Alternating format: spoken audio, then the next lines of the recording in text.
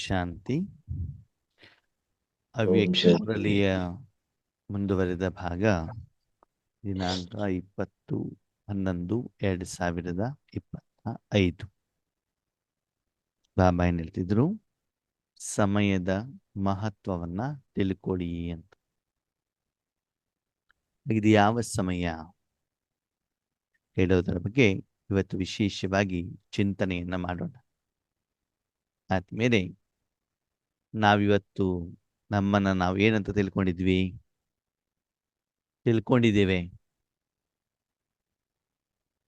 ನಾವೆಲ್ಲ ಯಾರು? ಆತ್ಮಗಳು. ಆತ್ಮ ಅಲ್ವಾ? ಇದು ಮೊದಲು ನಾವೇನ್ ತಿಳ್ಕೊಂಡಿದ್ವಿ ಶರೀರ ಅಂತ ತಿಳ್ಕೊಂಡು ಅಲ್ವಾ? ಶರೀರಕ್ಕೂ ಕೂಡ ಒಂದು ಜೀವನ ಅಂತ ಇದೆ ಅಲ್ವಾ? ಆ ಜೀವನ ಎಲ್ಲಿಂದ ಆರಂಭ ಆಗತ್ತೆ, ಎಲ್ಲಿಗೆ ಮುಕ್ತಾಯ ಆಗತ್ತೆ? ಶಾರೀರಿಕ ಜೀವನ, ಶಾರೀರಿಕ ಪಾತ್ರ ಎಲ್ಲಿಂದ ಆರಂಭ, ಎಲ್ಲಿಗೆ ಅಂತ್ಯ? ಜನನ ಮತ್ತು ಮರಣ. ಜನನ ಮತ್ತು ಮರಣ ಅಲ್ವಾ? ಜನನದಿಂದ ಆರಂಭ, ಮರಣ ಅಂತ್ಯ. ಓಕೆ. ಶರೀರದ ಜನ್ಮ ಯಾವಾಗ ಆಗ್ತದೆ? ಯಾವಾಗ ನಾವು ತಾಯಿಯ ಗರ್ಭವನ್ನು ಪ್ರವೇಶ ಮಾಡ್ತೀವೋ ಆವಾಗ. ಅಂದ್ರೆ ಆತ್ಮ ಮತ್ತು ಶರೀರ ತಾಯಿ ಗರ್ಭದಿಂದ ಹೊರಗಡೆಗೆ ಬಂದಾಗಲ್ಲ. ತಾಯಿ ಗರ್ಭಧಾರಣೆ ಮಾಡಿ 4 ಅಥವಾ 5 ತಿಂಗಳು ಆದ ಮೇಲೆ ಆತ್ಮ ಆ ತಾಯಿಯ ಹೊಟ್ಟೆಯನ್ನ, ಅಂದ್ರೆ ಅದು ಒಳಗಡೆಗಿರುವಂತ ಮಗುವಿನ ಶರೀರವನ್ನ ಪ್ರವೇಶ ಮಾಡತ್ತಲ್ವಾ, ಆವಾಗ ಜನ್ಮ ಅಲ್ವಾ? ಮರಣ ಯಾವಾಗ? ಆತ್ಮ ಶರೀರವನ್ನ ಬಿಟ್ಟಾಗ ಅಲ್ವಾ? ಆ ಸಮಯ ಏನಿದೆ, ಬೇರೆ ಬೇರೆ ಸಮಯ ಇರ್ಬೋದು. ಕೆಲವೊಬ್ರು ಈ ಪ್ರಪಂಚದಲ್ಲಿ ಬಂದ ತಕ್ಷಣ ಶರೀರ ಬಿಟ್ಬಿಡ್ಬೋದು. ಇನ್ನು ಕೆಲವ್ರ ಪಾತ್ರ ಹೇಗಿರ್ತದೆ ಅಂತಂದ್ರೆ, ಒಳಗಡೆಗೆ ಆತ್ಮ ಇರ್ತದೆ, ಕೆಲವೊಂದ್ಸಲ ಅಲ್ಲಿ ಹೊರಗಡೆ ಬರೋ ಮೊದ್ಲೇನೆ ಆತ್ಮ ಏನಾಗ್ಬಿಡ್ತದೆ, ಶರೀರ ಬಿಟ್ಬಿಡ್ತದೆ ಅಲ್ವಾ? ಅವಾಗ ಏನ್ ಮಾಡ್ಬೇಕಾಗ್ತದೆ, ಸಿಸೇರಿಯನ್ ಮಾಡ್ಬಿಟ್ಟು ಆ ಬಾಡಿಯನ್ನ ಹೊರಗಡೆಗೆ ತೆಗಿಬೇಕಾಗ್ತದೆ ಅಲ್ವಾ? ಇವತ್ತು ಎಂತ ವಿಸ್ಮಯ ಇದೆ ಅಂತಂದ್ರೆ, ಮೊನ್ನೆ ಅಂದ್ರೆ ಕೆಲವೊಂದು ತಿಂಗಳ ಹಿಂದ್ಗಡೆ ನಾನು ಓದ್ತಾ ಇದ್ದೆ ನ್ಯೂಸ್ ಪೇಪರ್ ಅಲ್ಲಿ, ಹೊಟ್ಟೆಯಲ್ಲಿ ಒಂದು ಮಗು ಇದೆ, ಮಗುವಿನ ಹೊಟ್ಟೆಯಲ್ಲಿ ಇನ್ನೊಂದು ಮಗು ಇದೆ ಅಲ್ವಾ? ಹಿಂದೆಂದ ಆಶ್ಚರ್ಯ ಹೇಳುವುದೇನಾಗತ್ತ ನಡೆಯುತ್ತೆ. ಹಾಗೆ ಒಂದು ಮಗು ಒಂದು ಶರೀರವನ್ನ ಪಡ್ಕೊಂಡು ಆತ್ಮ ಹೊರಗಡೆಗೆ ಬಂದಾಗ ಮೊದಲನೇದಾಗಿ ಆ ಮಗುಗೆ ಪಾಲನೆ ಅಂತ ನಡೆಯುತ್ತೆ. ಅಂದ್ರೆ ಆ ಮಗು ಆರಾಮಾಗಿ ಆಟ ಆಡ್ಕೊಂಡಿರ್ತದೆ. ಚಿಕ್ಕ ಮಗುವಿನ ಕೆಲಸ ಏನು? ಆಟ ಆಡೋದು ಅಷ್ಟೇ ಅಲ್ವಾ? ಅದೊಂದು ಸಮಯ. ಇಲ್ಲಿವರೆಗೆ ಮಗು ಎಷ್ಟು ವರ್ಷದವರೆಗೆ ಆಟ ಆಡ್ತಿರ್ತದೆ? 2 ವರ್ಷದವರು, 2-3 ವರ್ಷದವರೆಗೆ ಅಲ್ವಾ? ನಾವೆಲ್ಲ ಚಿಕ್ಕವರು ಇದ್ದಾಗ ನಮ್ಗೆ 5 ವರ್ಷದವರೆಗೂ ಅವಕಾಶ ಇತ್ತು. ಇವಾಗ ಹಂಗಿಲ್ಲ, 3 ವರ್ಷದವರೆಗೆ ಅವಕಾಶ. ಆಮೇಲೆ LKG UKG ಅಂತ ಏನ್ ಮಾಡ್ತಾರೆ, ಆ ತಕ್ಷಣದಲ್ಲಿ ಸ್ಕೂಲಿಗೆ ಕಳಿಸಿಬಿಡ್ತಾರೆ. ಆಮೇಲೆ ಆ ಮಗುವಿನ ಜೀವನದಲ್ಲಿ ವಿದ್ಯಾರ್ಥಿ ಜೀವನ ಆರಂಭ ಆಗ್ತದೆ. ಏನಾರಂಭ ಆಗತ್ತೆ? ವಿದ್ಯಾರ್ಥಿ ಅಂದ್ರೆ ವಿದ್ಯೆಯನ್ನ ಅರ್ಥ ಮಾಡ್ಕೊಳ್ಳೋದು. ಯಾವ್ದಕ್ಕೋಸ್ಕರ? ಶರೀರಕ್ಕೆ, ಜೀವನ ನಡೆಸೋದಕ್ಕೋಸ್ಕರ. ಅದು ಹಣ ಸಂಪಾದನೆ ವಿದ್ಯೆ ಇರ್ಬೋದು, ಸ್ಕೂಲಲ್ಲಿ ಕಲಿಯುವಂಥ ವಿದ್ಯೆ ಇರ್ಬೋದು, ಮೊಬೈಲಿಗೆ ಸಂಬಂಧಪಟ್ಟಿದ್ದಿರ್ಬೋದು, ಆಹಾರ ರೆಡಿ ಆಗುವಂಥದ್ದಿರ್ಬೋದು, ಕಸ ಗುಡಿಸೋದಿರ್ಬೋದು, ಪಾತ್ರೆ ತೊಳೆಯೋದಿರ್ಬೋದು, ರಂಗೋಲಿ ಹಾಕೋದಿರ್ಬೋದು, ಮನೇಲಿ ತಗೊಳ್ಳುವಂಥ ಶಿಕ್ಷಣ ಇರ್ಬೋದು, ಅನುಭವದಿಂದ ಇರ್ಬೋದು, ಏನೇ ಇರ್ಬೋದು. ಜೀವನ ನಡೆಸಲಿಕ್ಕೆ ಏನೇನು ಬೇಕೋ ಆ ಎಲ್ಲ ವಿದ್ಯೆಯನ್ನ ಅರ್ಥ ಮಾಡಿಕೊಳ್ಳುವಂಥ ಒಂದು ಪ್ರಯತ್ನ 3 ವರ್ಷದಿಂದ ಆರಂಭ ಆಗಿ ಎಲ್ಲಿವರೆಗೆ ಇರ್ತದದು? ಶರೀರ ಬಿಡ. ಶಿಕ್ಷಣ ಹೇಳೋದಿರೋದು ಸುಮಾರು ಒಂದು 20-22 ವರ್ಷದವರೆಗೆ. ಆಮೇಲೂ ಜೀವನದಲ್ಲಿ ಶಿಕ್ಷಣ ಪಡ್ಕೊಳ್ತಾ ಇರ್ತೀವಿ, ಅದು ಬೇರೆ ವಿಷಯ. ಆದರೆ ಸ್ಕೂಲಿ ಕಾಲೇಜುಗಳಿಗೆ ಹೋಗ್ಬಿಟ್ಟು ನಾವೇನು ಶಿಕ್ಷಣವನ್ನ ಪಡಿತೀವಿ, ಒಂದು ಡಿಗ್ರಿ ಮಾಡ್ಬೇಕು ಒಂದು 15 ವರ್ಷ ಆಗತ್ತಲ್ವಾ? 15 + 5 ಎಷ್ಟು ವರ್ಷ ಆಯ್ತು? 20 ವರ್ಷ ಆಯ್ತು, ಹೌದಾ?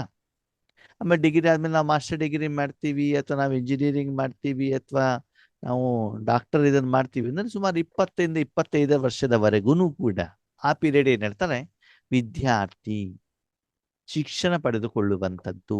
ಆವಾಗ ಆ ಕರ್ಮಕ್ಕೇನೆ ಅಲ್ಲಿ ಮಹತ್ವ ಹೇಳುವಂಥದ್ದು ಇರ್ತದೆ. ಆ ಸಮಯದಲ್ಲಿ ಆತ್ಮ ಏನ್ ಮಾಡಬೇಕು? ಹೆಚ್ಚಿನ ಗಮನ ಯಾವ್ದು ಕಡೆ ಕೊಡಬೇಕು? ಅದ್ರ ಕಡೆ ಶಿಕ್ಷಣದ ಕಡೆ ಕೊಡಬೇಕಾ? ಹೌದಾ? ಸರಿ, ಶಿಕ್ಷಣ ಮುಗೀತು. ಮುಂದೆ ಜಾಬ್. ಸಂಪಾದನೆ. ಜಾಬ್ ಆದರೂ ಮಾಡಿ, ವ್ಯಾಪಾರ ಮಾಡಿ, ಏನೇ ಒಂದು ಮಾಡಿ. ಓಕೆ, ಸುಮಾರು 25 ವರ್ಷದಿಂದ ಎಲ್ಲಿವರೆಗೆ? ಎಲ್ಲಿವರೆಗೆ? 60 ವರ್ಷದವರೆಗೆ. 60 ಇಂದ 65 ವರ್ಷದವರೆಗೂ ಏನ್ ಮಾಡೋದು? ಸಂಪಾದನೆ ಮಾಡೋದು. ಆಮೇಲೆ ರಿಟೈರ್ಮೆಂಟ್. ಆಮೇಲೆ ಆರಾಮಾಗಿ ಕುತ್ಕೊಂಡು ಏನ್ ಮಾಡೋದು? ತಿನ್ನೋದು, ಯಾರಿಗಾದ್ರು ದಾನ ಧರ್ಮ ಮಾಡೋದು, ನಿಮ್ಮತ್ತಿರುವಂಥ ಅನುಭವವನ್ನ ಬೇರೆಯವರಿಗೆ ತಿಳಿಸುವಂಥದ್ದು. ಅಥವಾ ನಿಮ್ದು ಏನಾದರೂ ಜವಾಬ್ದಾರಿಗಳಿದ್ರೆ, ಮಕ್ಕಳ ಮದುವೆನೋ ಮತ್ತೊಂದು ಮಗದನ್ನು ನೋಡ್ಕೊಳ್ಳುವಂಥದ್ದು, ಮೊಮ್ಮಕ್ಕಳನ್ನು ನೋಡ್ಕೊಳ್ಳುವಂಥದ್ದು. ಇವತ್ತು ವಯಸ್ಸಾದವರಿಗೆ ಜವಾಬ್ದಾರಿ ಜಾಸ್ತಿ ಆಗಿಬಿಟ್ಟಿದೆ. ಮಕ್ಕಳನ್ನು ದೊಡ್ಡ ಮಾಡಿದ್ದಲ್ಲದೆ ಮೊಮ್ಮಕ್ಕಳನ್ನೂ ಕೂಡ ನೋಡ್ಕೊಳ್ಳುವಂಥ ಜವಾಬ್ದಾರಿ ಯಾರಿಗಾಗಿದೆ? ಇವತ್ತು ಅಜ್ಜ ಅಜ್ಜಿಯಂದಿರಿಗೆ ಬಂದ್ಬಿಟ್ಟಿದೆ ಅಲ್ವಾ? ಯಂಗ್ಸ್ಟರ್ಸ್ ಆದಷ್ಟು ಜವಾಬ್ದಾರಿಯಿಂದ ದೂರ ಹೋಗ್ಲಿಕ್ಕೆ ನೋಡ್ತಾರೆ. ವಯಸ್ಸಾದವ್ರಿಗೆ ದಿನದಿಂದ ದಿನಕ್ಕೆ ಜವಾಬ್ದಾರಿ ಏನಾಗ್ತಾ ಇರ್ತದೆ? ಹೆಚ್ಚಿಗೆ ಆಗ್ತಾನೇ ಇರುತ್ತೆ. ಎಲ್ಲಿವರೆಗೆ ಅವ್ರು ತಗೊಳ್ಳಿಕ್ಕೆ ಹಿಡಿತಾರೆ ಅವ್ರ ತಲೆ ಮೇಲೆ ಹಾಕ್ತಾರೆ. ಅವ್ರು ಇಲ್ಲ ಅಂತಂದ್ರೆ ಇವ್ರು ಮಾಡ್ತಾರೆ. ಹೀಗೆ ಸರಿನಾ? ಆದಷ್ಟು ಇವತ್ತು ಮನುಷ್ಯ ಇದನ್ನಲ್ಲ, ಒಬ್ಬಂಟಿ ಆಗ್ಲಿಕ್ಕೆ ಪ್ರಯತ್ನ ಮಾಡ್ತಿದ್ದಾನೆ. ಬೇರೆಯವ್ರಿಗೆ ಸಹಯೋಗ ಕೊಡೋದ ಕಡೆಗೋ ಗಮನವನ್ನ ಕೊಡ್ತಾ ಇಲ್ಲ. ಮೊದಲೆಲ್ಲ ಮನೆ ಚಿಕ್ಕದಿರ್ತಾ ಇತ್ತು, ಮನೆ ತುಂಬಾ ಜನ ಇರ್ತಾ ಇದ್ರು. ಇವತ್ತು ಮನೆಗಳು ದೊಡ್ಡ ದೊಡ್ಡದಾಗಿದ್ದಾವೆ, ಮನೇಲಿ ಜನನೇ ಇಲ್ಲ. ಜನ ಇಲ್ಲ ಅಂದ್ಬಿಟ್ಟು ಇವತ್ತು ಮನೇಲಿ ನಾಯಿಯನ್ನ ಬೆಕ್ಕನ್ನ ತಂದ್ಬಿಟ್ಟು ಇಟ್ಕೊಂಡ್ಬಿಟ್ಟಿದ್ದಾರೆ. ಅದನ್ನ ಅವರನ್ನೇನ್ ಮಾಡೋದು? ಹಾಸಿಗೆಯಲ್ಲಿ ಇಟ್ಕೊಳ್ಳೋದೇನು, ಅವ್ರಿಗೆ ಸ್ನಾನ ಮಾಡಿಸೋದೇನು, ಅವ್ರಿಗೆ ಹಾಸ್ಪಿಟ್ಲಿಗೆ ಕರ್ಕೊಂಡು ಹೋಗೋದೇನು, ಕಾರಲ್ಲಿ ಕರ್ಕೊಂಡು ಹೋಗೋದೇನು. ಜನ್ಮ ಕೊಟ್ಟಂತ ತಾಯಿ ತಂದೆಗಳಿಗಷ್ಟೇ ಪಾಲನೆ ಕೊಡ್ತಿದ್ರು ಪರವಾಗಿಲ್ಲ, ಆ ಸಾಕು ಪ್ರಾಣಿಗಳಿಗೆ ಪ್ರೀತಿಯನ್ನು ತೋರಿಸುವಂಥದ್ದು ಇವತ್ತು ವರ್ತಮಾನದಲ್ಲಿ ಪ್ರಪಂಚದಲ್ಲಿ ನಡೀತಾ ಇದೆ ಅಲ್ವಾ? ಹಾಗೆ ಆದ್ಮೇಲೆ ಆ ಒಂದು ಶಾರೀರಿಕ ಜೀವನದ ಒಂದು ಜನ್ಮದಲ್ಲಿ ಬೇರೆ ಬೇರೆದಕ್ಕೆ ಬೇರೆ ಬೇರೆ ಸಮಯ ಅಂತ ಇರ್ತದೆ. ಆವಾಗ ಆ ಕಾರ್ಯಕ್ಕೋಸ್ಕರನೇ ನಾವು ಆ ಸಮಯವನ್ನ ಕೊಡಬೇಕಾಗ್ತದೆ. ವರ್ತಮಾನ ಸಮಯದಲ್ಲಂತೂ ಹೆಚ್ಚಿನ ಜನ ಏನ್ ಮಾಡ್ತಿದ್ದಾರೆ? ಸಂಪಾದನೆಗೋಸ್ಕರನೇ ಹೆಚ್ಚಿನ ಪ್ರಾಮುಖ್ಯತೆಯನ್ನ ಕೊಡ್ತಾ ಇದ್ದಾರೆ, ಸ್ಥೂಲ ಸಂಪಾದನೆ ಬಗ್ಗೆ. ಓಕೆ, ಸರಿ. ಹಾಗಿದ್ರೆ ನಿಮ್ಮ ಹತ್ರ ಶರೀರ ಮಾತ್ರ ಇದೆಯಾ? ಆತ್ಮನು ಇದೆ. ಆತ್ಮನು ಇದೆ. ಅಂದ್ಮೇಲೆ ಆತ್ಮದ್ದು ಒಂದು ಜೀವನ ಅಂತ ಬಿಟ್ಟಿದೆಯಲ್ವಾ? ಹೌದು. ಅದೆಲ್ಲಿಂದ ಆರಂಭ ಆಗತ್ತೆ? ಆತ್ಮದ ಜೀವನ ಎಲ್ಲಿಂದ ಆರಂಭ ಆಗುತ್ತೆ? ಪರಮಧಾಮದಿಂದ ಈ ಸ್ಥೂಲ ಲೋಕಕ್ಕೆ ಪಾತ್ರ ಮಾಡಲಿಕ್ಕೆ ಆತ್ಮ ಯಾವಾಗ ಬರ್ತದೋ ಅಲ್ಲಿಂದ ಆರಂಭ ಆಗುತ್ತೆ. ಓಕೆ, ಯಾವಾಗ ಮುಗಿಯುತ್ತೆ?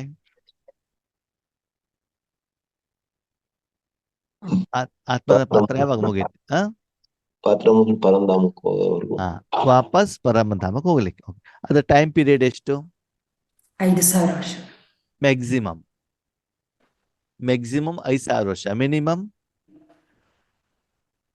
1 ಸೆಕೆಂಡ್.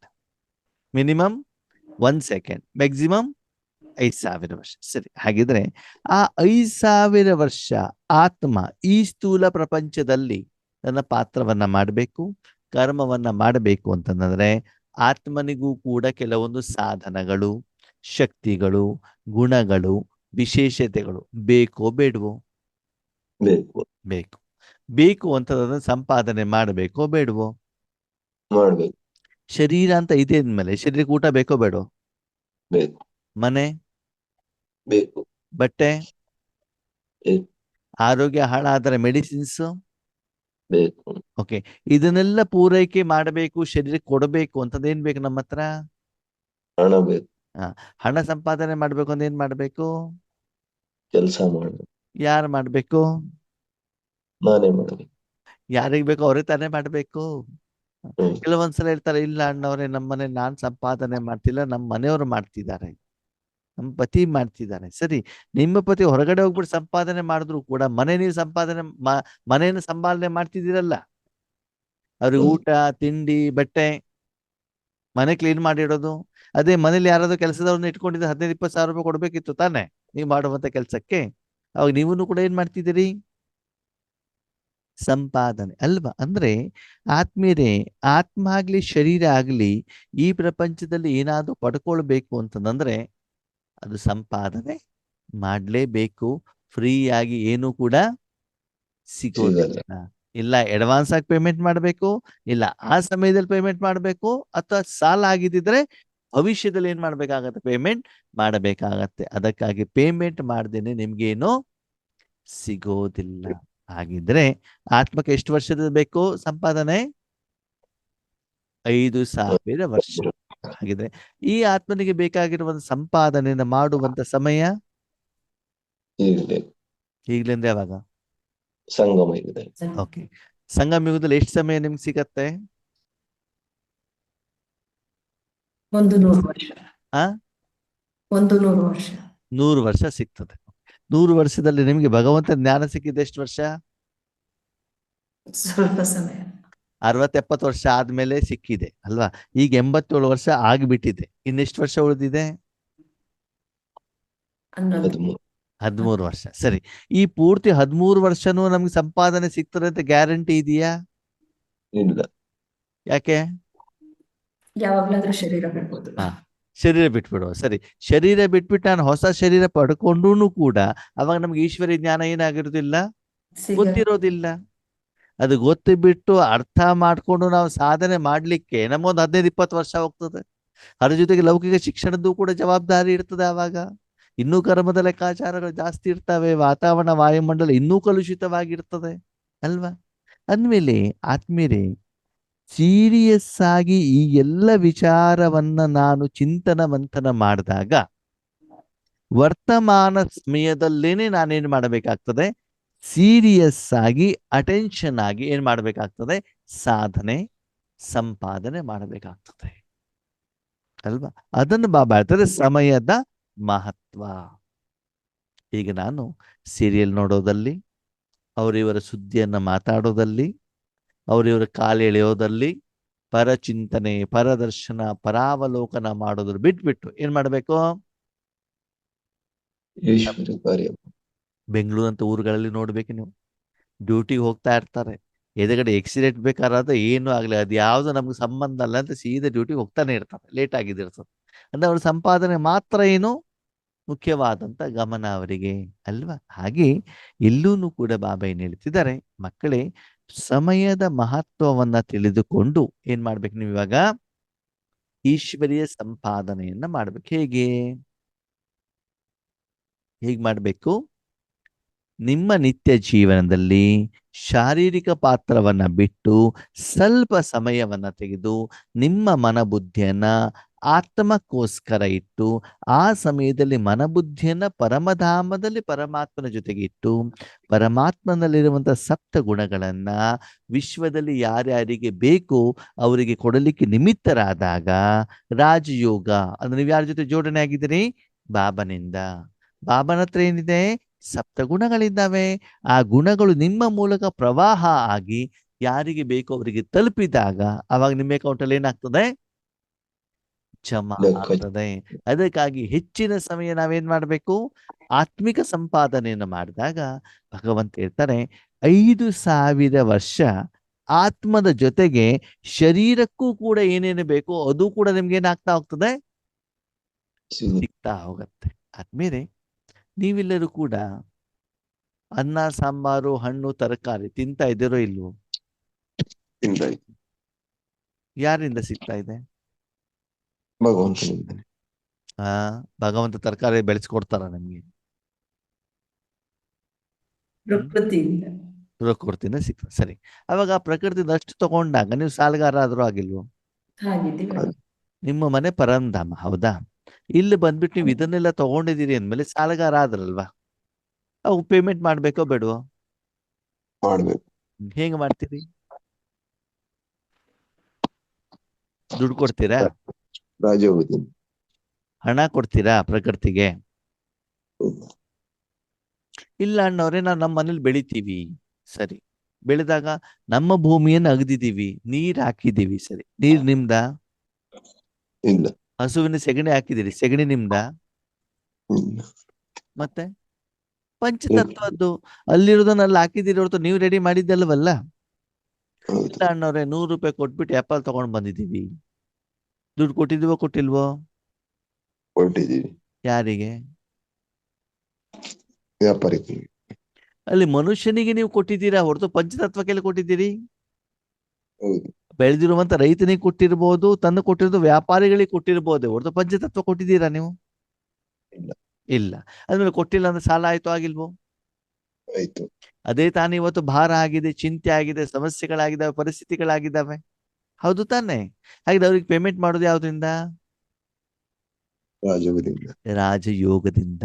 ಹೀಗೆ ಆತ್ಮಗಳಿರ್ಬೋದು, ಪಂಚತತ್ವಗಳಿರ್ಬೋದು, ಜಡ ಸಾಧನಗಳಿರ್ಬೋದು, ಚೈತನ್ಯ ಸಾಧನಗಳಿರ್ಬೋದು, ಅವರಿಗೆಲ್ಲರಿಗೂ ಕೂಡ ನಾನು ಪೇಮೆಂಟ್ ಮಾಡುವಂತ ಸಮಯ, ಸಾಲ ತೀರಿಸುವಂತ ಸಮಯ, ಸಾಲ ಆಗದಿದ್ದಾಗಿ ನೋಡಿಕೊಳ್ಳುವಂತ ಸಮಯ, ಭವಿಷ್ಯದಲ್ಲಿ 21 ಜನ್ಮಕ್ಕೆ ಸರ್ವಶ್ರೇಷ್ಠವಾಗಿ ಆರಾಮ ಕೂತ್ಕೊಂಡು ತಿನ್ನಬೇಕು ಅಂತಂದ್ರೆ ಇವಾಗ ಏನ್ ಮಾಡ್ಬೇಕು?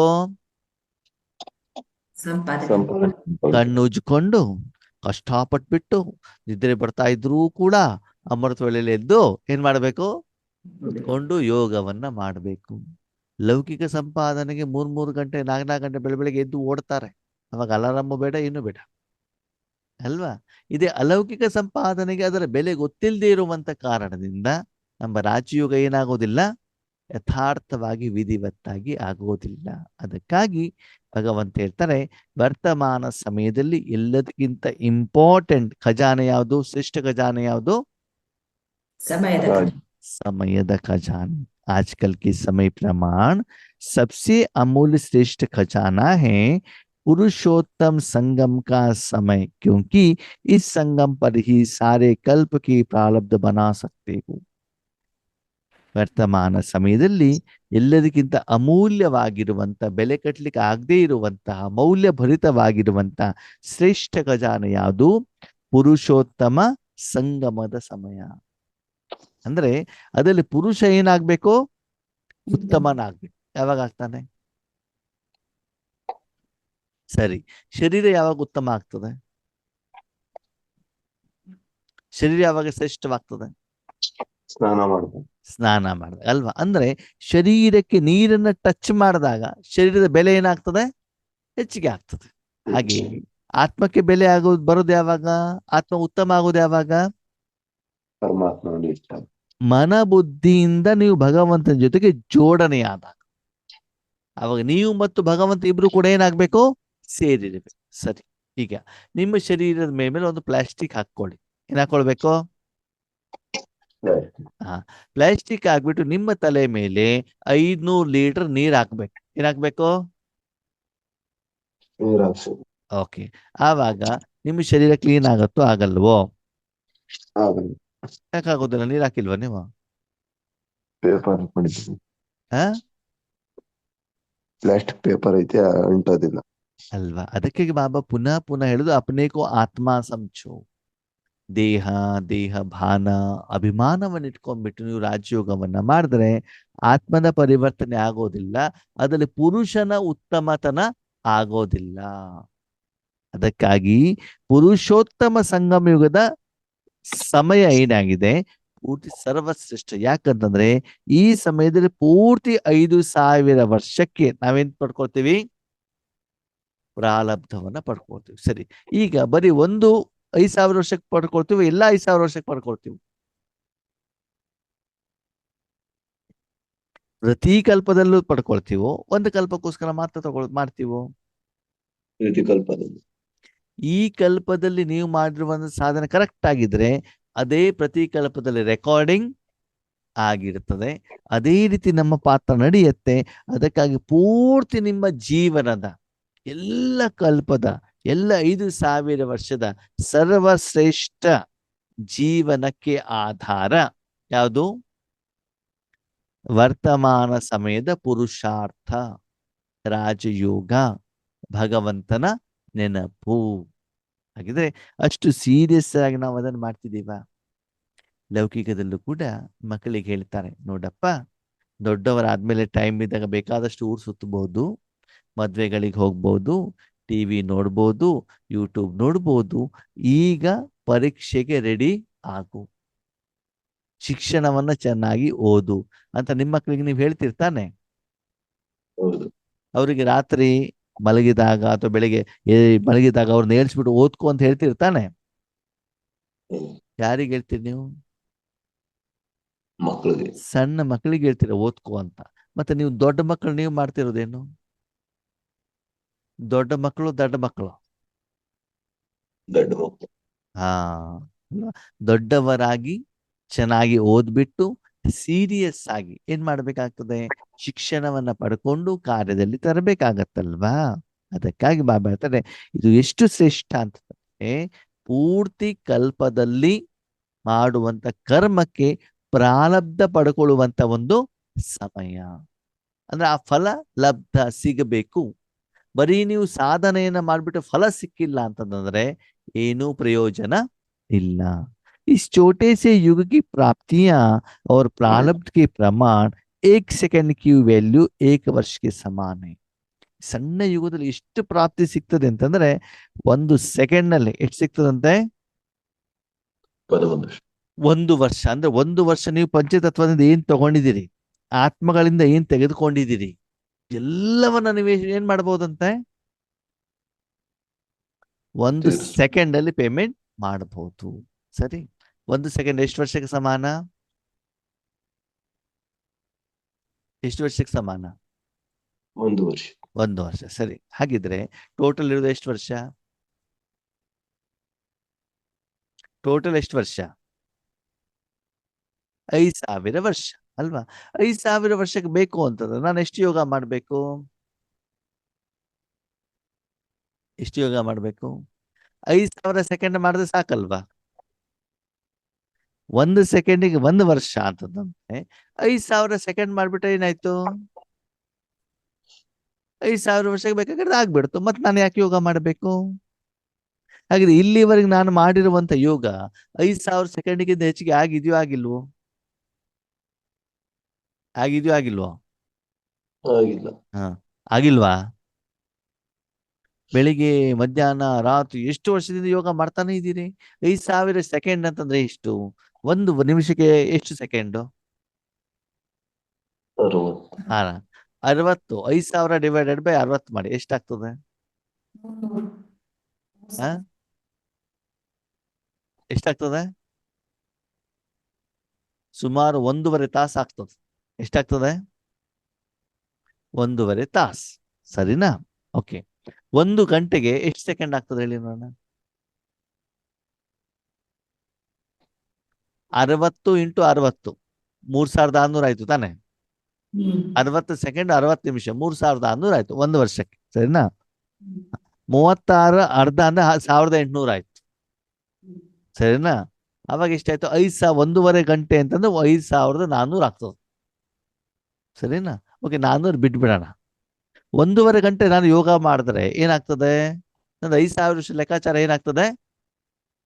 ಕ್ಲಿಯರ್ ಆಗ್ತದೆ. ಇದು ಬಾಬಾ ಹೇಳಿರುವಂತ ಲೆಕ್ಕ. ಬಾಬಾ ಹೇಳಿದ್ದು 1 ಸೆಕೆಂಡಿಗೆ 1 ವರ್ಷ ಅಂತ ಹೇಳಿದ್ದು ಯಾರು? ಬಾಬಾ. ಸರಿ, ಆವಾಗ 5000 ಸೆಕೆಂಡ್ ನಾನು ಏನ್ ಮಾಡಿದ್ರೆ ಆಯ್ತು? ಯೋಗ ಮಾಡಿದ್ರೆ ಆಯ್ತಲ್ಲ, ಮತ್ತೆ ಹೆಚ್ಚಿಗೆ ಯಾಕೆ ಮಾಡ್ಬೇಕು? ಪ್ರಶ್ನೆ ಅರ್ಥ ಆಗ್ತಿದ್ಯೋ ಅರ್ಥ ಆಗ್ತಾ ಇಲ್ವೋ? ಆಗ್ತಿದೆಯಣ್ಣ. ಅದು ಈ 1.5 ಗಂಟೆ ಬಂದ್ಬಿಟ್ಟು ನಮ್ಗೆ ಪ್ರಾರಬ್ಧನ ತುಂಬಿಸ್ಕೊಳ್ಳೋದು, ಅದ್ರ ಮೇಲೆ ಮಾಡುವಂಥದ್ದು ವಿಶ್ವಕ್ಕೆ. ಬೇಕಾಗಿರೋದು ನಿಮ್ಗೋ ಬೇರೆಯವ್ರಿಗೋ?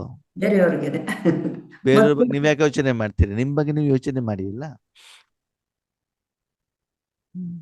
ಏನ್ ಹೇಳ್ತಿದ್ದೀರಿ ಗಿರಿಜಾ ಮಕ್ಕವ್ರು? ಏನ್ ಹೇಳ್ತಿದ್ದೀರಾ? ಅಲ್ಲಣ್ಣ, ನಾವು ಎಷ್ಟು ಮಾಡಿದ್ರು ಅದು ಶಕ್ತಿಶಾಲಿ ಆಗಿರಲ್ಲ, ಹಂಗಾಗಿ ಜಮಾ ಆಗಲ್ಲ. ಕಾರಣ ಏನು ಅಂತಂದ್ರೆ ಬಾಬಾ ಹೇಳೋದೇನು, ಆ 1 ಸೆಕೆಂಡ್ ಹೆಂಗಿರ್ಬೇಕು ಅಂದ್ರೆ ನೀವು ಸಂಪೂರ್ಣ ಆತ್ಮ ಆಗಿರ್ಬೇಕು, ಪ್ಯೂರ್ ಆತ್ಮ. ಆ ಸಮಯದಲ್ಲಿ ನಿಮ್ಮ ಮನಸ್ಸಿನಲ್ಲಿ ಯಾವುದೇ ವ್ಯಕ್ತಿ, ವಸ್ತು, ವಿಷಯ, ಕಾರಣ, ಚಿಂತೆ, ಚಿಂತನ, ಸಂಸ್ಕಾರ ಯಾವುದು ಕೂಡ ಇರಬಾರ್ದು. ಅಷ್ಟು ಪ್ಯೂರ್ ಆಗಿರಬೇಕು. ಮತ್ತು ಭಗವಂತನ ಶಕ್ತಿ ನಿಮ್ಮ ಮೂಲಕ ವಿಶ್ವದ ಕಣ ಕಣ ಕಣ ಕಣಗಳಿಗೆ ಏನಾಗ್ಬೇಕು? ಹೋಗ್ಬಿಟ್ಟು ತಲುಪಬೇಕು. ಅವ್ರ ಸಮಸ್ಯೆ ಪರಿಹಾರ ಆಗ್ಬೇಕು. ಅಷ್ಟು ಪವರ್ಫುಲ್ ಯೋಗವನ್ನ ನೀವು ಏನ್ ಮಾಡ್ಬೇಕು? 1.5 ಗಂಟೆ ಮಾಡಿದಾಗ ಆವಾಗ ಏನಾಗ್ತದೆ? ಚಾಲತಿ ಇರುತ್ತೆ. ಓಕೆ, ಈಗ ಯಾವ್ದೋ ಒಂದು ವ್ಯಕ್ತಿ ಜಾಬಿಗೆ ಸೇರ್ಬೇಕಾದ್ರೆ ಎಷ್ಟಿರ್ತದೆ ಸಂಬಳ? 1000 ಲೆಕ್ಕದಲ್ಲಿ ಇರ್ತದೆ. ರಿಟೈರ್ಮೆಂಟ್ ಆಗ್ಬೇಕಾದ್ರೆ ಎಷ್ಟಿರ್ತದೆ? ಲಕ್ಷಗಟ್ಲೆ ಕೋಟಿಗಟ್ಲೆ ಇರ್ತದಲ್ವಾ. ರಿಟೈರ್ಮೆಂಟ್ ಆಗಿರೋ ಟೈಮ್ ಲೆಕ್ಕ ಮಾಡಿದ್ರೆ ಈಗ ಒಂದು ವರ್ಷಕ್ಕೆ ಯಾರಿಗೊಬ್ಬರಿಗೆ ಏನಿರ್ತದೆ, ಒಂದು 10 ಲಕ್ಷ ರೂಪಾಯಿ ಖರ್ಚು ಬರ್ತಾರೆ ಅಂತ ತಿಳ್ಕೊಳ್ಳಿ. ಅವ್ನು ಚೆನ್ನಾಗಿ ಕೆಲಸ ಮಾಡಿದ ಆ ಕಂಪ್ನಿಯಲ್ಲಿ ಲಾಸ್ಟ್ ಸಂಬಳ ಎಷ್ಟು ತಗೊಳ್ಬೋದು, ಒಂದ್ ತಿಂಗಳಿಗೆ 10 ಲಕ್ಷನೂ ತಗೊಳ್ಬೋದಲ್ವಾ. ಅವಾಗ 10 ಲಕ್ಷ ಏನಾಗ್ತದೆ, ಒಂದು ವರ್ಷಕ್ಕೆ ಏನಾಗಿರ್ತದೆ, ಸಮಾನ ಆಗಿರ್ತದೆ. ಆದ್ರೆ ಆ 10 ಲಕ್ಷ ತಲುಪಲಿಕ್ಕೆ ಅವನಿಗೆ ಎಷ್ಟು ವರ್ಷ ಬೇಕು, 30 ವರ್ಷ 40 ವರ್ಷ ಕೆಲಸ ಮಾಡ್ಬೇಕಲ್ವಾ. ಹಾಗೆ ಬೆಳ್ತಾ ಅಷ್ಟು ಪವರ್ಫುಲ್ ಯೋಗ ನಮ್ದಿದೆ. ಅಂದ್ರೆ ಇಲ್ಲಿಯವರೆಗೂ ಕೂಡ ನೀವು ಅಷ್ಟು ಸ್ಟ್ರಾಂಗ್ ರೂಪದಲ್ಲಿ ಪ್ರಾರಬ್ಧವನ್ನ ಪಡ್ಕೊಳ್ಬಹುದು. ಇಷ್ಟು ರೂಪದಲ್ಲೂ ಕೂಡ ನೀವು ಮಾಡ್ಕೊಳ್ಳಿಕ್ಕೆ ಸಾಧ್ಯ ಇದೆ. 1 ಸೆಕೆಂಡಿನಲ್ಲಿ ಪದುಮದಷ್ಟು ಸಂಪಾದನೆ ಮಾಡಲಿಕ್ಕೆ ಸಾಧ್ಯ ಇದೆ.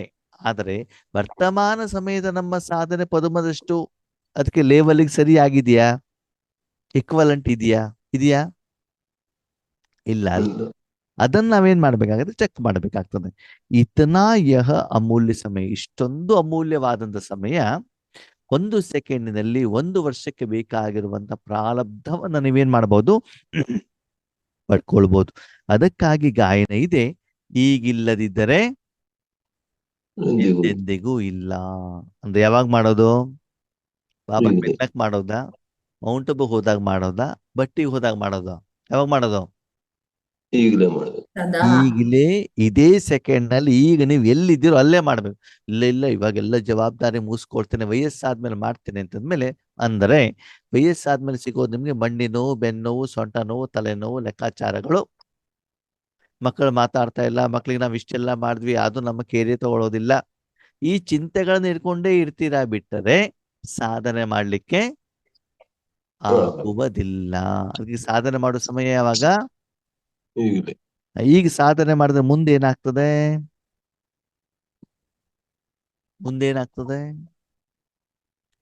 ಈಗ ಸಾಧನೆ ಮಾಡಿ ಸ್ಟಾಕ್ ಇಟ್ಕೊಂಡ್ರೆ ಮುಂದಿನ ದಿನಗಳಲ್ಲಿ ನಿಮ್ಮ ಕಣ್ಣೆದುರುಗಡೆಗೆ ಸ್ಥೂಲವಾಗಿ ಅಥವಾ ಸೂಕ್ಷ್ಮವಾಗಿ ಕೋಟ್ಯಾಂತರ ಜನ ನಿಮ್ಮ ಹತ್ರ ಬರ್ತಾರೆ. ಯಾಕೆ ನಿಮ್ಮ ಹತ್ರ ಭಗವಂತನ ಸಪ್ತಗುಣವನ್ನ ತೆಗೆದುಕೊಳ್ಳಲಿಕ್ಕೆ ನಿಮ್ಮ ಎದುರುಗಡೆಗೆ ಬರ್ತಾರೆ. ಅವರೆಲ್ಲರ ಜೊತೆಗೆ ನಿಮ್ಮ ಲೆಕ್ಕಾಚಾರಗಳಿರ್ತವೆ. ಆವಾಗ ನೀವು ಪೇಮೆಂಟ್ ಮಾಡಿದಾಗ ನಿಮ್ಮ ಲೆಕ್ಕಾಚಾರ ಏನಾಗ್ತದೆ, ಸೆಟ್ಲ್ಮೆಂಟ್ ಆಗ್ತದೆ. ಅಂದಮೇಲೆ ಸಂಪಾದನೆ ಮಾಡೋ ಸಮಯ ಯಾವಾಗ, ಸೇವೆ ಬೇರೆಯವ್ರು ಕೊಡೋದು ಯಾವಾಗ್ಲೂ ಮಾಡ್ಬೋದಲ್ವಾ. ಆದ್ಮೇಲೆ ರಿಟೈರ್ಮೆಂಟ್ ಆದ್ಮೇಲೂ ಕೂಡ ನೀವು ಸಂಪಾದನೆ ಮಾಡೋದು ಬೇರೆಯವ್ರಿಗೆ ದಾನ ಮಾಡ್ಲಿಕ್ಕೆ ಆಗ್ತದೋ ಆಗಲ್ವೋ, ಆಗ್ತದೆ. ಓಕೆ, ರಿಟೈರ್ಮೆಂಟ್ ಆದ್ಮೇಲೆ ಸಂಪಾದನೆ ಮಾಡ್ಲಿಕ್ಕೆ ಆಗ್ತದೋ ಆಗಲ್ವೋ, ಆಗಲ್ವೋ, ಆಗೋದಿಲ್ಲ. ಯಾಕೆ, ಕಣ್ಣು ಕಾಣೋದಿಲ್ಲ, ಕಿವಿ ಕೇಳೋದಿಲ್ಲ, ಶರೀರ ಸಪೋರ್ಟ್ ಮಾಡೋದಿಲ್ಲ ಅಲ್ವಾ. ಆ ಸಮಯದಲ್ಲಿ ನಮ್ಗೆ ಯಾರು ಜಾಬ್ ಕೊಡೋದಿಲ್ಲ.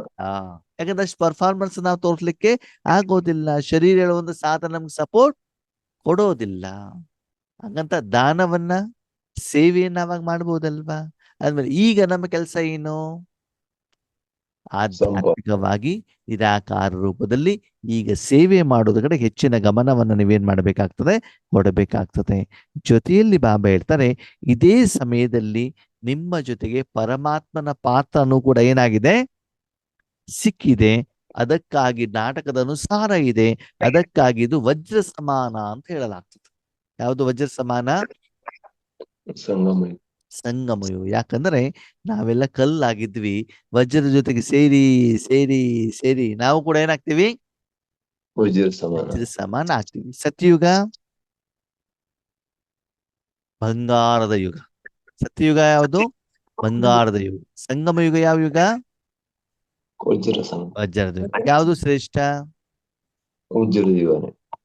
ಅದೆಲ್ಲ ವಜ್ರ ಕಾಣ್ತಾನೆ ಇಲ್ವಲ್ಲ ಅಣ್ಣವ್ರೆ. ಬಂಗಾರನೇ ಇಲ್ಲ, ಬೆಳ್ಳಿನೇ ಇಲ್ಲ, ಏನು ವಜ್ರ ಇಲ್ಲಿ. ಭಗವಂತ ಹೇಳ್ತಾರೆ, ಒಬ್ಬ ವ್ಯಕ್ತಿ ವಜ್ರವನ್ನ ಧರಿಸಿದಾಗ ಅವರ ಮನಸ್ಸು ಎಷ್ಟು ಖುಷಿ ಆಗತ್ತೋ ಹಾಗೆ ಭಗವಂತನಲ್ಲಿರುವಂತ ಶಾಂತಿ, ಸುಖ, ಸಂತೋಷ, ಆನಂದ, ನೆಮ್ಮದಿಯನ್ನ ನೀವು ಧರಿಸಿದಾಗ ನಿಮ್ಗೇನಾಗಿರ್ಬೇಕು, ಅಷ್ಟು ಖುಷಿ. ಸತ್ಯುಗದಲ್ಲಿ ಅರಮನೆಗಳಲ್ಲಿ ವಜ್ರಗಳನ್ನು ಇಟ್ಟಿರ್ತಾರಂತೆ. ಸೂರ್ಯನ ಪ್ರಕಾಶ ಅದರ ಮೇಲೆ ಬಿದ್ದುಬಿಟ್ಟು ಏನಾಗ್ತದಂತೆ, ಅಲ್ಲಿ ಪ್ರಕಾಶ ಬರ್ತದಂತೆ. ಹಾಗೆ ಇಲ್ಲೂ ಕೂಡ ನೀವು ಭಗವಂತನ ಶಕ್ತಿಗಳನ್ನ ವಿಶ್ವಕ್ಕೆ ಕೊಟ್ಟಾಗ ಅವರಲ್ಲಿರುವಂತ ಅಜ್ಞಾನ, ಅಂಧಕಾರ, ನೋವು, ದುಃಖ, ಕಷ್ಟ, ಕಾರ್ಪಣ್ಯಗಳು ಏನಾಗ್ತವೆ? ದೂರವಾಗ್ತವೆ. ಅವಾಗ ಅವ್ರೇನ್ ಮಾಡ್ತಾರೆ? ನಿಮ್ಗೆ ಆಶೀರ್ವಾದವನ್ನ ಕೊಡ್ತಾರೆ. ಅದಕ್ಕಾಗಿ ಬಾಬಾ ಹೇಳ್ತಾರೆ, ಯಾವುದು ಶ್ರೇಷ್ಠ? ವಜ್ರ ಸಮಾನ ಯುಗ ಶ್ರೇಷ್ಠನೋ, ಬಂಗಾರದ ಯುಗ ಶ್ರೇಷ್ಠನೋ? ವಜ್ರದ ಯುಗ ಶ್ರೇಷ್ಠ. ಹಾಗಿದ್ರೆ ವಜ್ರ ಸಮಾನ ಯುಗವನ್ನ ನೀವು ನಡೆಸ್ತಾ ಇದ್ದೀರಾ, ಶಾರೀರಿಕವಾಗಿನೋ ಆತ್ಮಿಕವಾಗಿನೋ? ಆತ್ಮಿಕವಾಗಿ. ಬಾಬಾ ಶರೀರಕ್ಕೆ ವಜ್ರ ಕೊಡ್ತೇನೆ ಅಂತ ಹೇಳಿದಾರ? ಇಲ್ಲ. ಇಲ್ಲ. ಯಾವ್ದು ಕೊಡುವಂಥದ್ದು? ಆತ್ಮ. ಆತ್ಮಕ್ಕೆ ವಜ್ರ ಸಮಾನ ಸುಖದ ಅನುಭೂತಿ ಹೇಳುವಂಥದ್ದಾಗುವಂಥದ್ದು ಅಲ್ವಾ? ಅದಕ್ಕಾಗಿ ಬಾಬಾ ಹೇಳ್ತಾರೆ, ಕೇವಲ ಸಮಯ ಅಷ್ಟೇ ಅಲ್ಲ, ನೀವು ಮಕ್ಕಳು ವಜ್ರ ಸಮಾನ ಜೀವನವನ್ನ ಅನುಭವ ಮಾಡ್ತೀರಿ. ನೀವ್ಯಾರು? ವಜ್ರ ಸಮಾನ ಜೀವನದ ಅನುಭವ ಮಾಡುವಂತ ಆತ್ಮ. ಹಾಗಿದ್ರೆ ಜೀವನ ಅಂತಂದ್ರೆ ಏನು ಆತ್ಮೀಯರೇ? ಇಲ್ಲಿ ಜೀವನ ಅಂತ ಬಾಬಾ ಯಾಕೆ ಹೇಳಿದ್ರು? ಯಾಕೆ ಹೇಳಿದ್ರು? ಯಾರ್ದು ಉತ್ತರ ಕೊಡ್ತೀರಾ?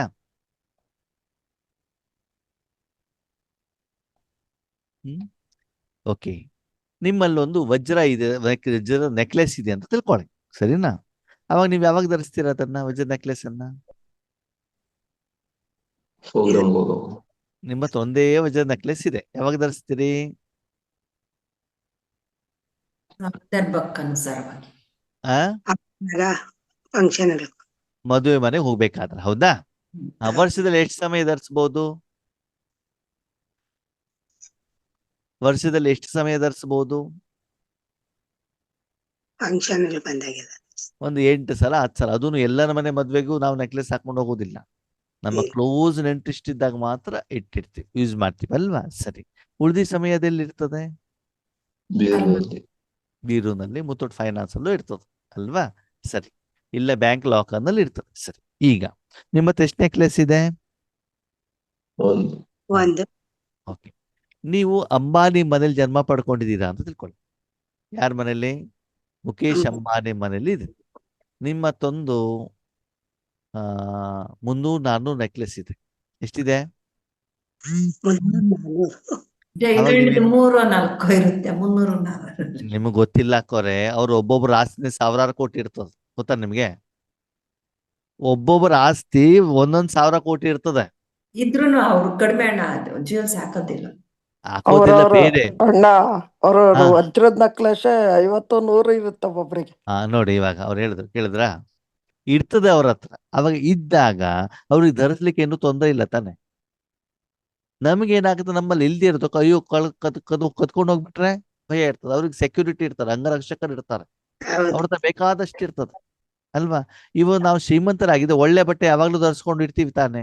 ಬೇಕಾದಷ್ಟು ದುಡ್ಡಿದ್ರೆ ಬಸ್ಸಿಗೆ ಹೋಗೋದು, ನೀವು ಕಾರಲ್ಲೇ ಹೋಗ್ತಿರ್ತಾನೆ. ಎಲ್ಲರೂ ಕಾರಲ್ಲಿ ಹೋಗ್ಲಿಕ್ಕೆ ಆಗತ್ತಾ? ಇಲ್ಲವಲ್ಲ. ನಿಮ್ಮ ಹತ್ರ ಡ್ರೈವರು ಇದ್ದಾರೆ, ಕಾರು ಇದೆ ಅಂತಂದ್ರೆ ಕಾರಲ್ಲಿ ಹೋಗ್ತಾರೆ. ದುಡ್ಡಿರೋರು ಬೇಕಾದಷ್ಟು ಹೆಲಿಕಾಪ್ಟರ್ ಅಲ್ಲಿ ತಿರುಗ್ತಾ ಇರ್ತಾರೆ, ಫ್ಲೈಟ್ ಅಲ್ಲಿ ತಿರುಗ್ತಾ ಇರ್ತಾರಲ್ವಾ? ಆವಾಗ ಅವ್ರ ಹತ್ರ ಅಷ್ಟು ಹಣ ಇರುವಂತ ಕಾರಣದಿಂದ ಅವರು ನೆಕ್ಲೆಸ್ ಅನ್ನ ಏನ್ ಮಾಡಿರ್ತಾರೆ? ಸದಾ ಧರಿಸ್ಕೊಂಡಿರ್ತಾರೆ, ಹೌದು ಅಲ್ವೋ? ಯಾಕಂದ್ರೆ ಅವ್ರ ಹತ್ರ ಅಷ್ಟೇ ಇದೆಯಲ್ವಾ? ಹಾಗೆ ಇಲ್ಲಿ ಬಾಬಾ ಏನ್ ಹೇಳ್ತಾರೆ, ಭಗವಂತನನ್ನ ಬರೀ ಟ್ರಾಫಿಕ್ ಕಂಟ್ರೋಲ್ ಮಾತ್ರ ಧರಿಸ್ಬೇಕಾ, ಅಮೃತ ವೇಳೆಯಲ್ಲಿ ಮಾತ್ರ ಧರಿಸ್ಬೇಕು, ಅಥವಾ ನೀವು ಸದಾ ಕಾಲ ಭಗವಂತನ ಧರಿಸಿರ್ತೀರೋ? ಅದಕ್ಕೆ ಬಾಬಾ ಹೇಳ್ತಾರೆ, ಜೀವನ ವಾರಕ್ಕೊಂದ್ಸಲ, ತಿಂಗಳಿಗೊಂದ್ಸಲ ಮೌಂಟ್ ಅಬಿಗೆ ಹೋದಾಗ ಮಾತ್ರ ನಾನು ಬಾಬಾನ ಧರಿಸ್ತೇನೆ ಅಂತಂದ್ರೆ ಮಾನಸಿಕವಾಗಿ, ಅದಕ್ಕೆ ಈಶ್ವರ ಜೀವನ ಅಂತ ಹೇಳೋದಿಲ್ಲ. ಹಾಗಿದ್ರೆ ಭಗವಂತ ವಜ್ರಕ್ಕಿಂತ ಶ್ರೇಷ್ಠನೋ ಕನಿಷ್ಠನೋ? ಯಾವಾಗ ಭಗವಂತನನ್ನ ಮನಸ್ಸಿನಲ್ಲಿ ಧರಿಸಿದಾಗ ನಿಮ್ಗೆ ಏನ್ ಅನ್ಸ್ಬೇಕು ಅಂದ್ರೆ, ಈ ಕುತ್ತಿಗೆಯಲ್ಲಿರೋದನ್ನ ತೆಗೆದು ಬಿಸಾಕ್ಬೇಕು, ಕೈಯಲ್ಲಿರೋ ಬಂಗಾರ ತೆಗೆದು ಬಿಸಾಕ್ಬೇಕು. ಓಕೆ, ಇದ್ರಲ್ಲಿ ನಿಜವಾದ ಸುಖ ಇಲ್ಲ. ಸುಖ ಇರೋದು ಯಾವ್ದಲ್ಲಿ? ಮಾನಸಿಕವಾದ ಧಾರಣೆಯಲ್ಲಿ ನಿಮ್ಗೆ ಹಾಗೆ ಅಂತ ಅನ್ಸ್ಬೇಕು. ಅಂದ್ರೆ ಆತ್ಮ ಅನುಭವ ಮಾಡೋದು ಆತ್ಮ ತಾನೇ. ಶರೀರಕ್ಕೆ ನೆಕ್ಲೆಸ್ ಆಗಿದಾಗ ಆತ್ಮ ಖುಷಿ ಆಗತ್ತೋ, ಅಥವಾ ಮನಸ್ಸಿನಲ್ಲಿ ಭಗವಂತನನ್ನ ಇಟ್ಟಾಗ ಖುಷಿ ಆಗತ್ತೋ? ಬೇರೆಯವ್ರಿಗೆ 10 ಕೋಟಿ ಕೊಡೋದು ಸಮ, 1 ಸೆಕೆಂಡ್ ಶಾಂತಿ ಕೊಡೋದು ಸಮ. ಮುಂದೆ ನೋಡಿ ನೀವು, ಒಂದ್ಸಲ ನಿಮಿತ್ತ ಹಾಗೆ ಬಾಬಾ ಹೇಳ್ತಾರೆ, ನಿಮ್ಮ ಕಾಲತ್ತ ರಾಶಿ ರಾಶಿ ರಾಶಿ ರಾಶಿ ತಂದ್ಬಿಟ್ಟು ಹಣ, ವಜ್ರ, ಬಂಗಾರ, ಒಡವೆ ತಂದ್ಬಿಟ್ಟು ಹೆಂಗ್ ಆಗ್ತಾರೆ ನೋಡಿ. ಅವಾಗ ನಿಮ್ಗೆ ಗೊತ್ತಾಗುತ್ತೆ. ಅದಕ್ಕೆ ಆಧಾರ ಯಾವುದು? ಈಗಿನ ಸಾಧನೆ. ಅವಾಗ ನಿಮ್ಗೆ ಅದ್ರ ಕಡೆಗೆ ಏನ್ ಇರುದಿಲ್ಲ, ಆಸಕ್ತಿನೇ ಇರೋದಿಲ್ಲ. ಇಲ್ಲ. 1 ರೂಪಾಯಿ 2 ರೂಪಾಯಿ ಅಲ್ಲ, ಕೋಟಿ ಕೋಟಿ ಬಾಬಾ ಹೇಳ್ತಾರೆ ಮಣಗಟ್ಲೆ ತಂದ್ಬಿಟ್ಟು ಹಾಕ್ತಾರಂತೆ ಅಂತಿಮ ಸಮಯದಲ್ಲಿ. ಆದ್ರೆ ಯಜ್ಞಕ್ಕೆ ಉಪಯೋಗ ಆಗಲ್ಲ. ಆಗುವುದಿಲ್ಲ ಅಲ್ವಾ? ಅದಕ್ಕಾಗಿ ಆದ್ರೆ ಆ ರೀತಿ ಅವ್ರು ತಂದು ಹಾಕಬೇಕು ಅಂತಂದ್ರೆ ಅವ್ರಿಗೆ ಏನಾದ್ರು ಒಂದು ಅನುಭವ ಆಗಿರ್ಬೇಕಲ್ವಾ? ಇವತ್ತು ನೋಡಿ, ತಿರುಪತಿ ಬಾಲಾಜಿ ಹತ್ರ ಜನ ಒಯ್ದು ಹೇಗೆ ಹೇಗೆ ಹಾಕ್ತಿದ್ದಾರಲ್ಲ, ಹಾಗೆ ಆ ತಿರುಪತಿ ಮೂರ್ತಿಯ ಎದುರುಗಡೆ ಆ ಸ್ಥಳದಲ್ಲಿ ಚೈತನ್ಯವಾಗಿ ಯಾರು ನಿಮಿತ್ತವಾಗಿರುವಂತ ಆತ್ಮಗಳು ಏನಾಗಿರ್ತಾರೆ? ನಿಂತಿರ್ತಾರೆ ಅಥವಾ ಕುಂತಿರ್ತಾರೆ. ಜನ ತಂದು ಬೆಂಡು ಹಾಕಿ ಯಾಕೆ ಯಾಕೆ ಯಾಕೆ ಯಾಕೆ ಏನ್ ಮಾಡ್ತಾರೆ? ಹೋಗ್ತಾ ಇರ್ತಾರೆ. ಹೋಗ್ತಾರೆ. ಓಕೆ, ನನ್ನ ಪ್ರಶ್ನೆ, ನಾನು ತಿರುಪತಿ ನೋಡಿಲ್ಲ. ತಿರುಪತಿ ಆ ಮೂರ್ತಿ ಇದೆಯಲ್ಲ, ಮೂರ್ತಿ ಎದುರುಗಡೆಗೆ ಏನಾದ್ರು ಡಬ್ಬಿ ಇಟ್ಟಿದ್ದಾರ? ಹಣದ ಡಬ್ಬಿ? ಇಲ್ಲ. ಹಾ? ಇಲ್ಲ, ಇಲ್ಲ. ಎಲ್ಲಿಟ್ಟಿದ್ದಾರೆ?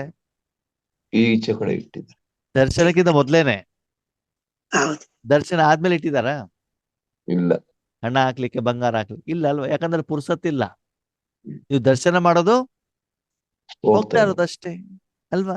ಎಷ್ಟು ಜನ ತಂದ್ಬಿಟ್ಟಲ್ಲಿ ಬಂಗಾರ ಅಂತೆ, ಕಿರೀಟ ಅಂತೆ, ಬೆಳ್ಳಿ ಅಂತೆ, ಹಣ ಅಂತ ಎಷ್ಟು ತಂದ್ಬಿಟ್ಟು ಹಾಕ್ತಾ ಇದಾರಲ್ವಾ? ಯಾಕೆ ಹಾಕ್ತಿದ್ದಾರೆ? ಸಂಗಮ ಯುಗದ ನೆನಪಿನಾರ್ಥ.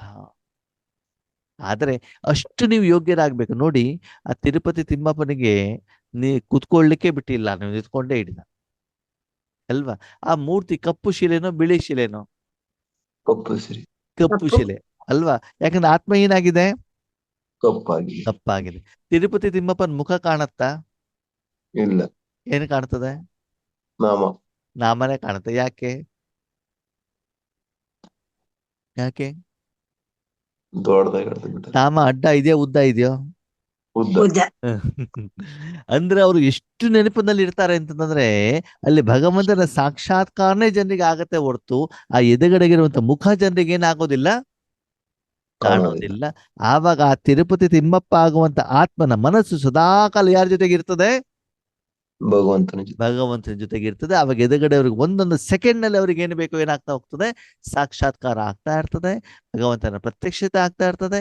ಅಷ್ಟು ಖುಷಿಯಿಂದ ಇರ್ತಾರೆ ಜನ. ಆಸ್ತಿ ಪಾಸ್ತಿ ಎಲ್ಲವನ್ನು ಕೂಡ ಏನ್ ಮಾಡ್ತಾ ಹೋಗ್ತಾರೆ?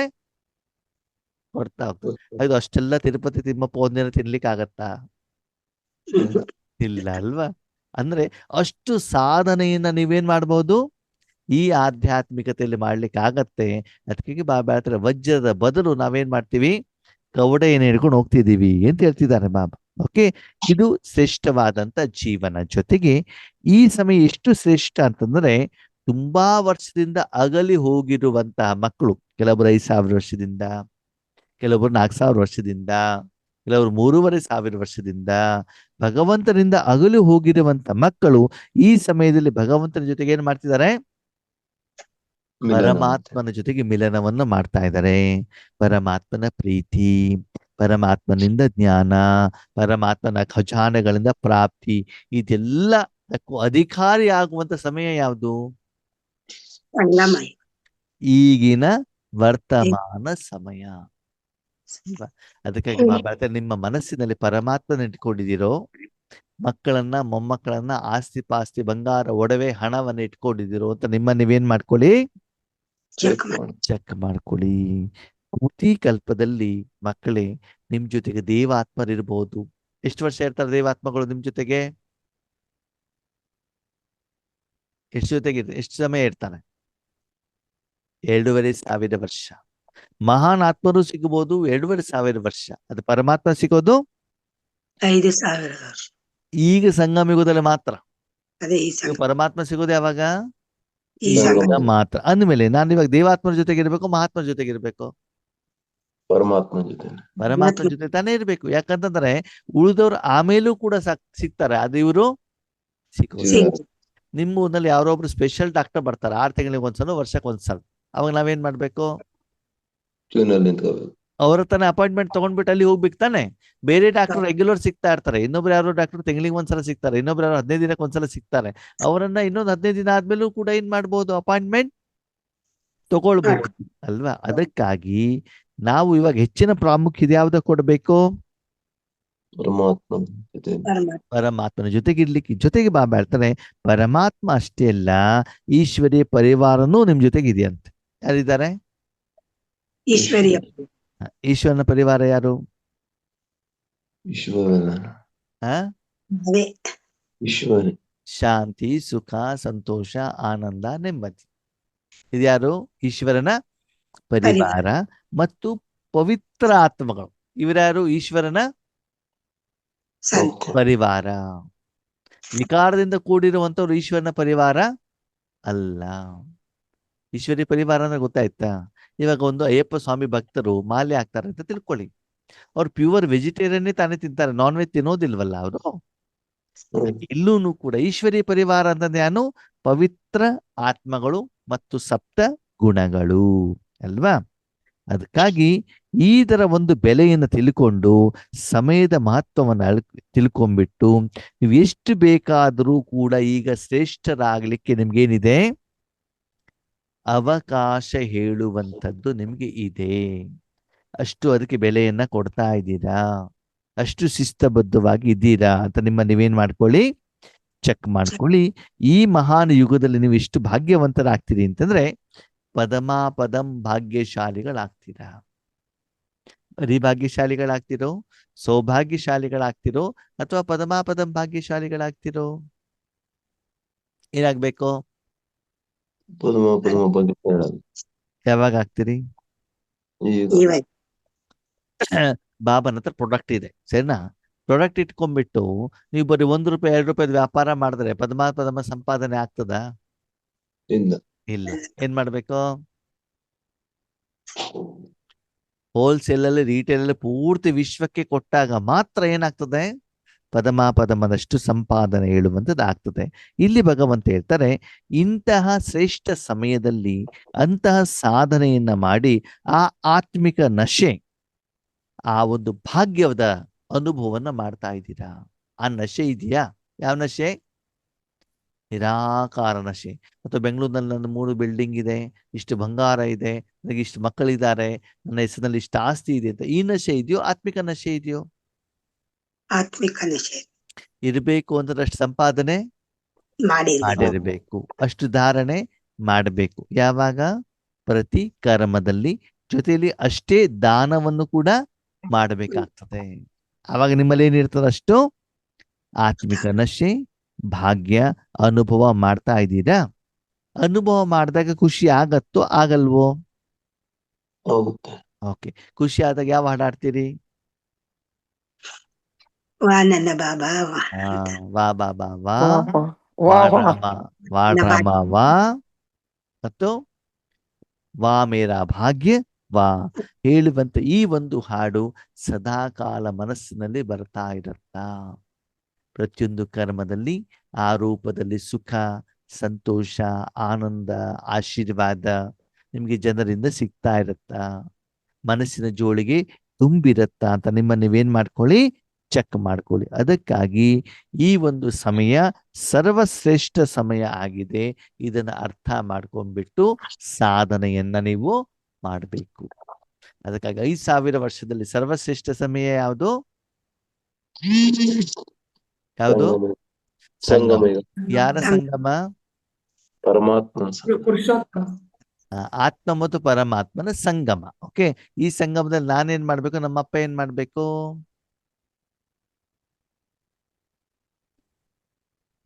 ನಾನೇನ್ ಮಾಡ್ಬೇಕು? ನಮ್ಮಪ್ಪ ಏನ್ ಮಾಡ್ಬೇಕು? ಸಂಪಾದನೆ ಮಾಡ್ಬೇಕು, ನಾವು ಬಾಬಾ ಕೊಡ್ಬೇಕು. ನೀವು ಸಂಪಾದನೆ ಮಾಡ್ಬೇಕಂದ್ರೆ ಏನ್ ಮಾಡ್ಬೇಕು? ರಾಜಯೋಗ ಮಾಡ್ಬೇಕು. ಮನಸ್ಸನ್ನ ಬಾಬನ ಕೈಯಲ್ಲಿ ಕೊಡ್ಬೇಕು. ನಾನು ಸುಮ್ನೆ ನಿಮಿತ್ತ ಆಗ್ಬೇಕು. ಯಾರಿಗೇನು ಬೇಕು ಕೊಡುವಂತ ಕೆಲಸ ಯಾರ್ದು? ಬಂದು. ಆದ್ರೆ ನನ್ನ ಸಾಧನದ ಮೂಲಕ ಕೊಡ್ತಾ ಇದ್ದಾರೋ ಇಲ್ವೋ ಅಂತ ನೀವೇನ್ ಮಾಡ್ತಾ ಇರ್ಬೇಕು? ಚೆಕ್ ಮಾಡ್ತಾರೆ. ನೀವು ಕೊಡ್ಲಿಕ್ಕೆ ಹೋಗ್ಬೇಡಿ. ನೀವೇನ್ ಮಾಡಬಾರ್ದು? ಕೊಡಬಾರ್ದು. ಯಾಕೆ? ನಮ್ದೇನಿಲ್ಲ. ಆ ಸಾಧನ ನಮ್ ಕಾಯಿಲೆ ಏನು, ಏನು ಕೊಡಬೇಕು, ಎಷ್ಟು ಕೊಡಬೇಕು, ಯಾವಾಗ ಕೊಡಬೇಕು ಅಂತ ನಿಮ್ಗೆ ಗೊತ್ತಾ? ಇಲ್ಲ. ಇಲ್ಲ. ಗೊತ್ತಿರೋದು ಯಾರಿಗೆ? ಅಪ್ಪನಿಗೆ. ಅಪ್ಪನಿಗೆ. ಡಾಕ್ಟ್ರಿಗೆ, ಕೇವಲ ನೀವು ಡಾಕ್ಟರ್ಗೆ. ಅವಾಗ ಡಾಕ್ಟರ್ ಕೊಡ್ತಾರೆ. ನೀವ್ ಯಾರು? ಪೇಷಂಟ್. ನೀವು ನರ್ಸ್ ಅಷ್ಟೇ. ನೀವು ಪೇಷಂಟ್ ಆಗೋದು ಬೇಡ. ಪೇಷಂಟ್ ಬೇರೆಯವರು. ನೀವು ನರ್ಸ್ ಮಧ್ಯದಲ್ಲಿ ಡಾಕ್ಟರ್ ಕೊಟ್ಟಿದ್ದಾರೆ ಒಯ್ದ್ಬಿಟ್ಟು ನೀವು ಇಂಜೆಕ್ಷನ್ ಕೊಟ್ಟಿದ್ದಾರೆ ಅಷ್ಟೇ, ಮಾತ್ರ ಕೆಲಸ. ಮಾತ್ರೆ ಕೊಟ್ಟಿದ್ದಾರೆ ಅಷ್ಟೇ. ಕಾಯಿಲೆ ಏನು ಅದು ನಿಮಗೆ ಬೇಡ. ಅವ್ರ ಕಾಯಿಲೆ ಹೇಳಿದ್ರೆ ಆ ಕಾಯಿಲೆ ಏನ್ ಹೇಳಿದ್ರೆ ಅದನ್ನ ಬಂದ್ಬಿಟ್ಟು ನನಗೆ ಹೇಳಿ, ನಾನು ಏನು ಔಷಧಿ ಕೊಡ್ತೇನೆ ಅದನ್ನ ಒಯ್ದ್ಬಿಟ್ಟು ಅವರಿಗೆ ಕೊಡಿ ಅಂತ ಹೇಳ್ತಾರೆ ಬಾಬಾ. ಓಕೆ, ಕೆಲವೊಂದ್ಸಲ ಏನ್ ಮಾಡ್ತೀವಿ, ನಾವೇ ಡಾಕ್ಟರ್ ಆಗ್ಬಿಡ್ತೀವಿ. ಅವಾಗೇನಾಗತ್ತೆ, ಅವ್ರ ಕಾಯಿಲೆ ಗುಣ ಆಗೋದಿಲ್ಲ. ಅವಾಗ ನಿಮ್ಮ ಹತ್ರ ಯಾರು ಬರಲ್ಲ ಬರೋದಿಲ್ಲ. ಡಾಕ್ಟರ್ ನೀವಾಗ್ಬೇಕು, ಬಾಬಾ ನಿಂಗ್ ಮಾಡ್ಬೇಕು. ಬಾಬಾ ಸಣ್ಣ ಕಾಯಿಲೆಯಲ್ಲಿ ದೊಡ್ಡ ಕಾಯಿಲೆ ಏನೇ ಇದ್ರೂ ಕೂಡ ಕಾನೂನನ್ನ ನಿಮ್ ಕೈಯಲ್ಲಿ ತಗೊಂಬಾರ್ದು. ಓಕೆ, ನರ್ಸಿಗೆ ಮೆಡಿಸಿನ್ ಬರೀಲಿಕ್ಕೆ ಪರ್ಮಿಷನ್ ಕೊಡ್ತಾರೋ ಕೊಡಲ್ವೋ, ಏನೇನ್ ಮೆಡಿಸಿನ್ ತಗೊಳ್ಬೇಕು ಅಂತ? ಕೊಡಲ್ಲ. ಇಲ್ಲ. ಪರ್ಮಿಷನ್ ಇರೋದು ಯಾರಿಗೆ? ಡಾಕ್ಟರ್ ಡಾಕ್ಟರ್ ಯಾರು? ಬಾಬಾ ನೀವ್ಯಾರು? ನರ್ಸ್. ನರ್ಸ್. Nurse. ಪೇಷಂಟ್ ಯಾರು? ಆತ್ಮಗಳು. ಬೇರೆ ಎಲ್ಲ ಆತ್ಮಗಳು. ನಿಮ್ಮನ್ನ ನೀವು ಚೆಕ್ ಮಾಡ್ಕೊಳ್ಳಿ, ನೀವು ಪೇಷಂಟ್ ಆಗಿದ್ದೀರೋ, ನರ್ಸ್ ಆಗಿದ್ದೀರೋ, ಅಥವಾ ನೀವೇ ಮಾಸ್ಟರ್ ಭಗವಾನ್ ಆಗ್ಬಿಟ್ಟಿದ್ದೀರೋ, ಎಲ್ಲ ನನಗೆ ಗೊತ್ತಿದೆ ಅಂತ ಬಿಟ್ಟು ಆಗಿದ್ದೀರೋ ಅಂತ ನಿಮ್ಮ ನೀವೇನ್ ಮಾಡ್ಕೊಳ್ಳಿ. ಚೆಕ್ ನರ್ಸ್ ಆಗೋ ಮೊದಲು ಅವ್ರು ಪೇಷಂಟ್ ಆಗಿರ್ತಾರೆ. ಪೇಷಂಟ್ ಆಗಿ ತಮ್ಮ ಕಾಯಿಲೆ ಗುಣ ಮಾಡ್ಕೊಂಡು ಆಮೇಲೆ ಅದೇ ಹಾಸ್ಪಿಟಲ್ ಕೆಲಸ ಮಾಡ್ಬಿಟ್ಟು ಅವ್ರೇನ್ ಮಾಡ್ತಾರೆ, ಡಾಕ್ಟರ್ ಆಗ್ತಾನೆ. ನರ್ಸ್. ಹಾಗೆ ಬಾಬಾನಿಂದ ಜ್ಞಾನ ತೆಗೆದುಕೊಳ್ತಿದ್ದೀರಾ ಅಂತಂದ್ರೆ ನೀವೇನು ಪೇಷಂಟ್. ಬಾಬಾನಿಂದ ಶಕ್ತಿ ಪಡ್ಕೊಳ್ತಾ ಇದ್ದೀರಾ ಅಂತ ನೀವ್ಯಾರು ಪೇಷಂಟ್. ನರ್ಸ್ ಯಾವಾಗ? ಡಾಕ್ಟರ್ ಕೊಟ್ಟಿದ್ದಾರೆ ಕೊಡೋ. ಬೇರೆಯವ್ರಿಗೆ ಕೊಡ್ತಾ ಇದ್ದೀರಾ ಅಂತ ನೀವ್ಯಾರು ನರ್ಸ್ ಆಗ್ತೀರಾ. ಅವರಿಗೆ ಬ್ರಾಹ್ಮಣರು ಅಂತ ಹೇಳ್ತಾರೆ ಬಾ, ಸರಿನಾ? ಅದಕ್ಕಾಗಿ ಸಮಯದ ಮಹತ್ವವನ್ನ ಅರ್ಥ ಮಾಡ್ಕೊಂಡ್ಬಿಟ್ಟು ಹೆಚ್ಚಿನ ಸಮಯವನ್ನ ಆತ್ಮಿಕ ಸಂಪಾದನೆಗೆ ಕೊಡುವಂಥವರಾಗಿ. ಓಕೆ, ಓಂ ಶಾಂತಿ.